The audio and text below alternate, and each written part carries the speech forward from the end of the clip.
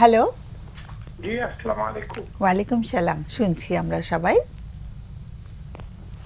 আমি ময়মনসিংহ সিটি থেকে বলছি, সাইফুল আলম পান্নু।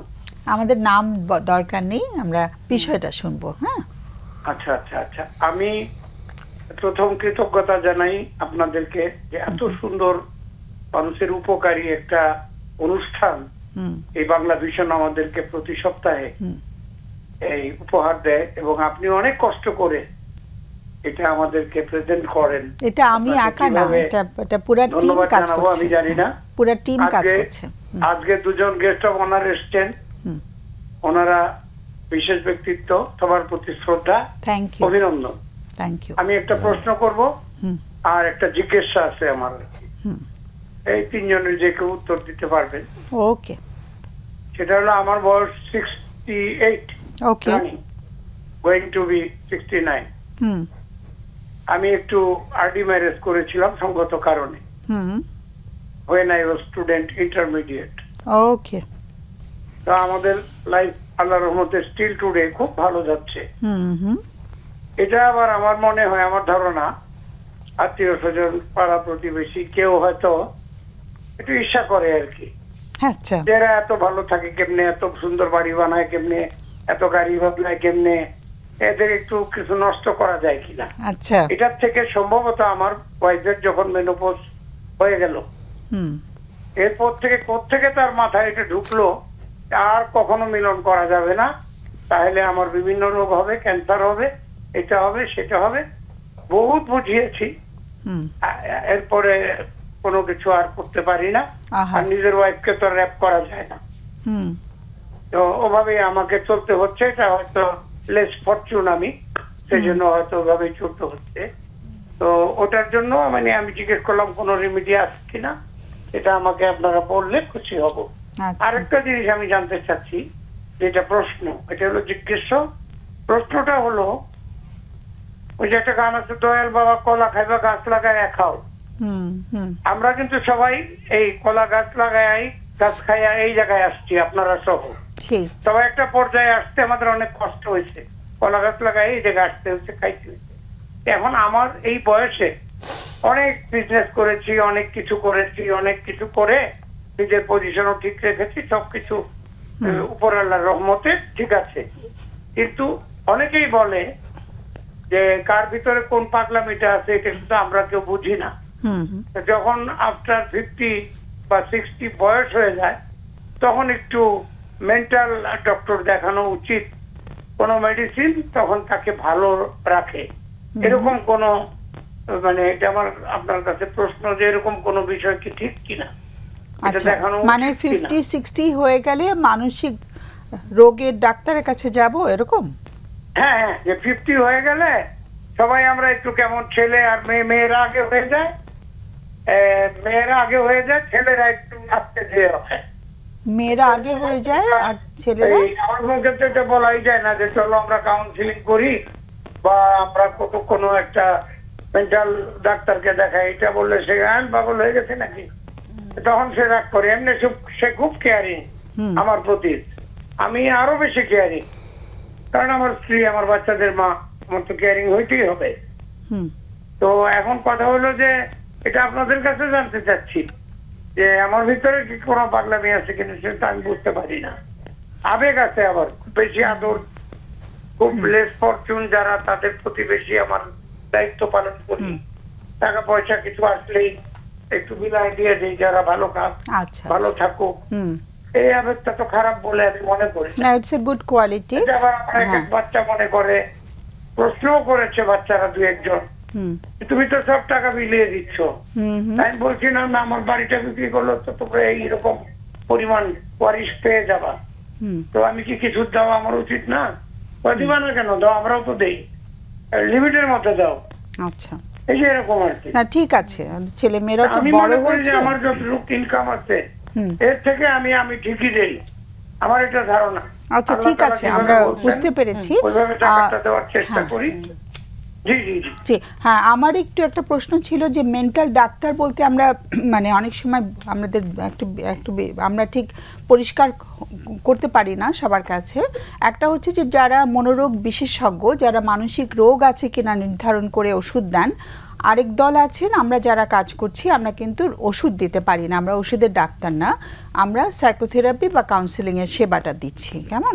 তো কোন ডাক্তার কাছে যাওয়া উচিত সেটা প্রশ্নটা কোন জায়গা থেকে করা হচ্ছে? আমরা কি যারা ওষুধ দিয়ে চিকিৎসা করেন, যারা মেডিকেল ডক্টর প্রথমে হয়েছেন তারপরে তারা সাইকিয়াট্রি করেছেন, তাদের কাছে যাওয়ার কথা বলা হচ্ছে, নাকি যারা সাইকোথেরাপিতে প্রশিক্ষণ নিয়ে সাইকোথেরাপিস্ট বা কাউন্সিলর হিসেবে কাজ করছেন কোন ডাক্তারের কথা প্রশ্ন করা হচ্ছে এখানে? আমি আপনার প্রশ্নের উত্তরটা দিচ্ছি আমার মনের মতো করে। শিওর। আমার মনে হয় এই সমস্ত ব্যাপারে আপনাদের কাছে যাওয়া উচিত এবং মানে সেটাই হবে আমাদের কাছে আমরা এখানে বলছে তারা আবার বলছে না, কিন্তু আমি প্রশ্নের বলছে পাগলের ডাক্তার দেখাও। উত্তরটা পেলাম না। আমরা কিন্তু কেউই পাগলের ডাক্তার না। হ্যাঁ, পাগল শব্দটা খুবই একটা অবমাননাকর শব্দ। আমরা পাগল শব্দটা যদি সবাই পরিহার করতাম, পুরো সমাজ যদি পাগল শব্দটাকে বাদ দিতে পারতাম, সমাজটা অনেক সুন্দর হতো। কেমন? আমরা কেউ পাগল না, আবার কেউই আমরা বাদ দিয়ে কিন্তু আপা বলেছিলাম আমার রাগের থেকেই বললাম যে আমি একটু তাহলে পরিষ্কার হতে চাচ্ছি, একটা সেকেন্ড পরিষ্কার হতে চাচ্ছি। আমরা কি একজন কাউন্সিলর বা সাইকোথেরাপিস্টের কাছে যাওয়ার কথা ভাববো, নাকি একজন যিনি সাইকিয়াট্রিস্ট, যিনি ওষুধ দেবেন আমাদেরকে, তার কাছে যাব? প্রশ্নটা কোন জায়গা থেকে করা হয়েছে? এটা তো আমি তো আপনার মতো জ্ঞান অর্জন করিনি, আপনি আমাকে যেটা বলবেন আমি সেটা করব। আচ্ছা, আমি কিন্তু খুব পরিষ্কার করেছি ব্যাপারটা। এখন জিনিসটা হয়তো আমার কোনো ব্যর্থতা হচ্ছে। আমি পরিষ্কার বুঝতে পেরেছি। আমি প্রশ্ন করব। প্লিজ কথা বলেছেন, খুব খুশি হয়েছি এবং আমি আপনার অ্যাডভাইস চাই।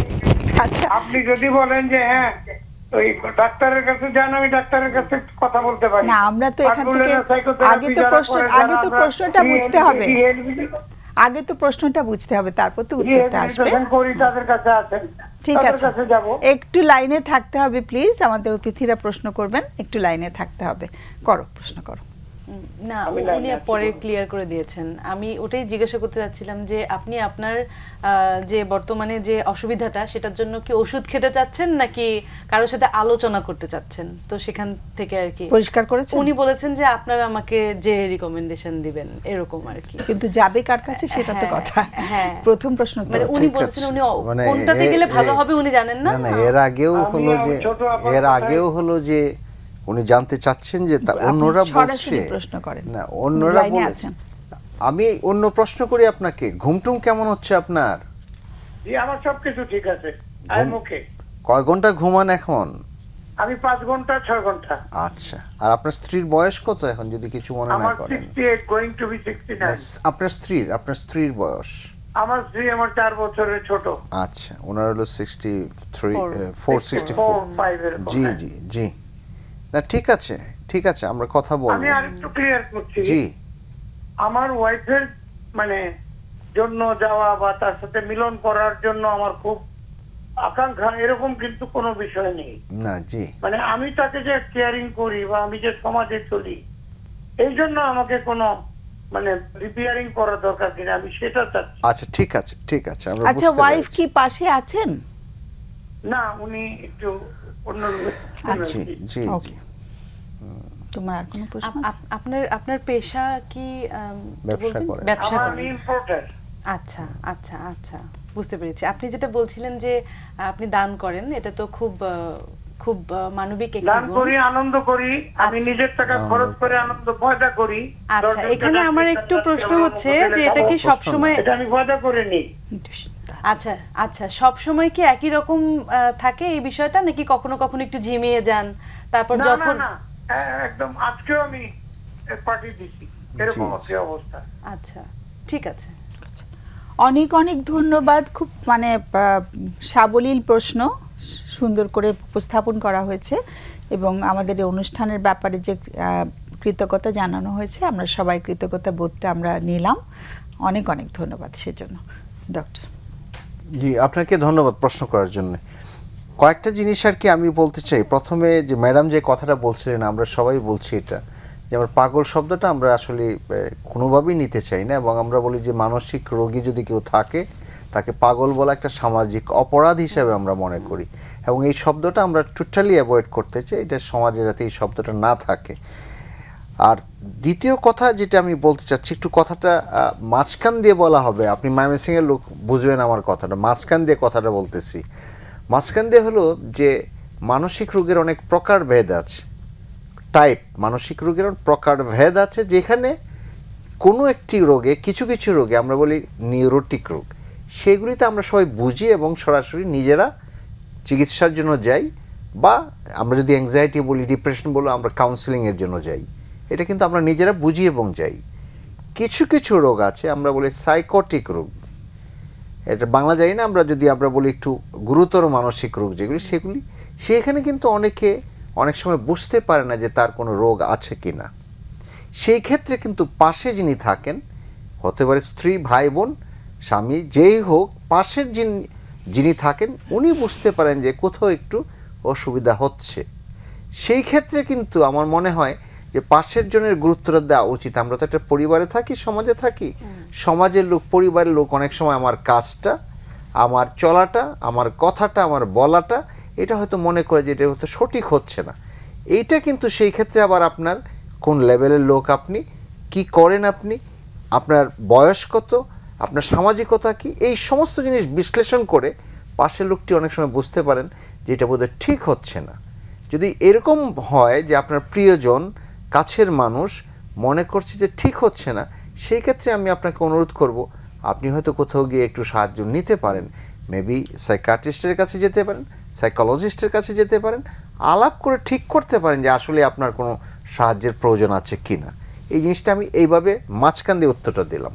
এখন কিন্তু আপনি চুজ করেন যে আপনি কি করতে পারবেন। আরেকটা হচ্ছে যে ওনার বয়স, ওনার স্ত্রীর সাথে উনি রাইট, এইখানে আরেকটা জিনিস, রাইট, অনীহা প্রকাশ করছেন। আপনার স্ত্রীর বয়স 64, যদি আমরা স্ট্যাটিস্টিক্যালি বলি আর কি, আমরা যদি গবেষণাধর্মী কথা বলি, তাহলেও কিন্তু 64-এ একজন স্ত্রীর, একজন মহিলার মানে শারীরিক সম্পর্কের ক্ষেত্রে তার নেতিবাচক ইচ্ছা থাকে, এটাই স্বাভাবিক। নেতিবাচক মানে অনাগ্রহ থাকবে, এটা কিন্তু স্বাভাবিক। আমাদের দেশে কিন্তু এটাও কিন্তু সমাজের উপর নির্ভর করে, এটাও পরিবারের উপর নির্ভর করে, এখানে ইমোশন, আবেগের উপর নির্ভর করে। এই ক্ষেত্রে উনি যে চান না বা ভয় পান, এটা কেন পান সেটা কিন্তু দেখতে হবে। এবং আমি যেটা বলছিলাম, ফিজিওলজিক্যাল যে সিস্টেম আছে, শারীরিক যে সিস্টেম, সেই সিস্টেম অনুযায়ীও কিন্তু 64 ইন এ লেডি উনি যে খুব আগ্রহ থাকবেন তা থাকার কথা না, সেটা কিন্তু একটা কারণ হতে পারে। বাট তারপরেও এটা ওনার সাথেই কথা বলার আসলে দরকার ছিল যে কী জন্য, কতটুকু করা যায়, এটা কিন্তু আলোচনার একটি বিষয়। আপনি যেটা বলেছেন যে আপনি তো রেপ করতে পারেন না, খুব ভালো কথা বলেছেন, এটা আসলেই করবেন না, জোর করে এটা করা ঠিক হবে না কোনো সময়। বাট এই ক্ষেত্রে আমার মনে হয় আলোচনাটা আপনার স্ত্রীর সাথেও করা উচিত, বা কি পরিমাণে করা যায় সেটাও কিন্তু আপনি যদি কারোর সাথে দেখা করতে যান, সাইকিয়াট্রিস্ট বা সাইকোলজিস্ট, তখন এই জিনিসগুলি একটু আলোচনা করে নেবেন। সাথে যদি আপনার স্ত্রী যায়, তাহলে তো আলোচনাটা একসাথে হয়ে যেতে পারে, একসাথে কিন্তু তখন আলোচনাটা হতে পারে। বাট আমি এই মাঝখানে এই কথাটা বললাম, বাট আপনার কথা অনেক আমরা এনজয় করেছি, ভালো লেগেছে, আপনাকে অনেক ধন্যবাদ, এবং আপনার সচেতনতার জন্য আপনাকে ধন্যবাদ। না, আমি স্যারের কথা ধরে আমি বলবো যে এই সময় এসে পরিবারের অন্যদের যে অবজারভেশন, অন্যরা আসলে কি দেখছে, যেমন ওনার ছেলেরা বলেন যে একটু খরচ কম করো, দানটা কম করো, তো তার মানে ওনারা একটা পরিমিতিবোধ চাচ্ছেন যেন আমাদেরও থাকে, আবার অন্যদেরকে উপকার করা হয়। আর ঠিক তেমনিভাবে যেগুলো আসলে অন্যদের কল্যাণ বা ওয়েলবিংয়ের সাথে সম্পর্কিত পরিবারের, সে ব্যাপারে একটা পরিমিতিবোধ বা অন্যদের প্রতি সেই শ্রদ্ধাবোধটা থাকাটাও গুরুত্বপূর্ণ। কারণ আমার আচরণ দিয়ে যদি আমার পরিবারের কারো ওয়েলবিং এফেক্টেড হয়, সেটা একটু দেখার বিষয় আছে। তো ফিডব্যাকটা নেওয়া, এবং পরিবার যদি মনে করেন যে তাদের কিংবা ওনার পরিবর্তন দরকার, তাহলে আমার মনে হচ্ছে যে সাহায্য নিলে সাহায্যটা দরকার একভাবে মনে হচ্ছে, কারণ ওনারও কিছু চাওয়া পূরণ হচ্ছে না, আবার পরিবারেরও কিছু আসলে এখানে অবজারভেশন থাকতে পারে। মানে কোন সাইকোথেরাপিস্টের কাছে যে আমার মনে হয় যে কেউ, সেটা মেডিসিনেরও হতে পারে, যে কাউকেই আগে হতে পারে। যেমন হ্যাঁ, মেডিসিনের হলে তিনি প্রয়োজনে রেফার করবেন সাইকোথেরাপিস্টের কাছে, বা সাইকোথেরাপিস্টের কাছে হলে উনি প্রয়োজনে মেডিসিনের জন্য পাঠাবেন।